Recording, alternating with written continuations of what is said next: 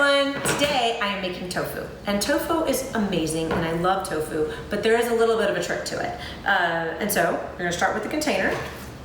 I just bought Greenwise from Publix. They've got a nice brand, extra firm tofu. Super nice. Open up the container and then it's soaked in a lot of water. So the key to tofu is actually drying it out. So once you get the package open and you drain it, I have a handy dandy tofu press. I'm gonna open up the container properly. Hold please. Okay. So take the tofu out of the container. It's in the block form. I have this really great tofu press I got on Amazon for, I think it was like $11.99. You slide the tofu in, center it up, and then you just crank it down. I'm just draining it off into a glass container, but you could let it drain into your sink. And to really get it dried out, you kind of want to give it, I've rushed it where I've squished this sucker down till it's almost like a pancake. But to kind of keep some of the shape of the, rectangle, you want to squeeze it down about halfway and then let it drain for about 30 to 45 minutes. Get that drained nice and dry. Then you can do all kinds of magical things with tofu. It's gonna be great. The key to good tofu is drying it out. Otherwise, it falls apart, it's not a sturdy product. And that stinks because it's such a great vegetable-based protein. So, we're making a tofu two ways today.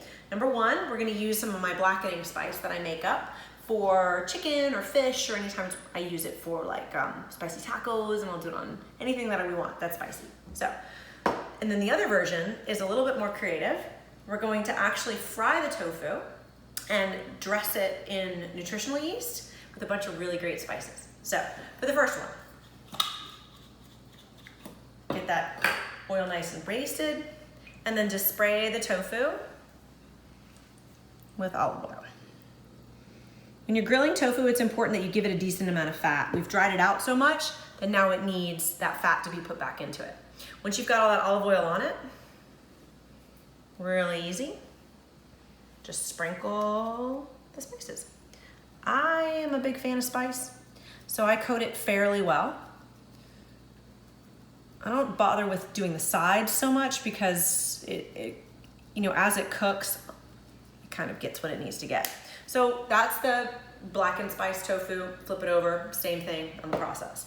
For the fried tofu, which is so fun, it's like these cute little appetizers and it keeps really well. You can put them in a toaster oven and heat them back up. This guy had this incredible spice from Trader Joe's.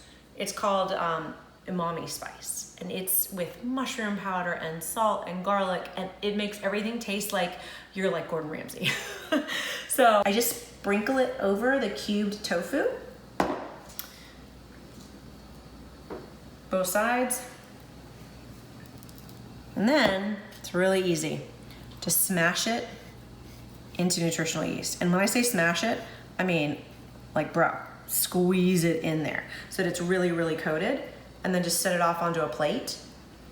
And then I use avocado oil and I use canola oil, a mix of both. You could do just one or the other, but just a high heat oil, and get it to 350, fry it up nice and crispy, about 3 to 5 minutes, and you've got a really great appetizer. So that's tofu, two different ways, all the fun things.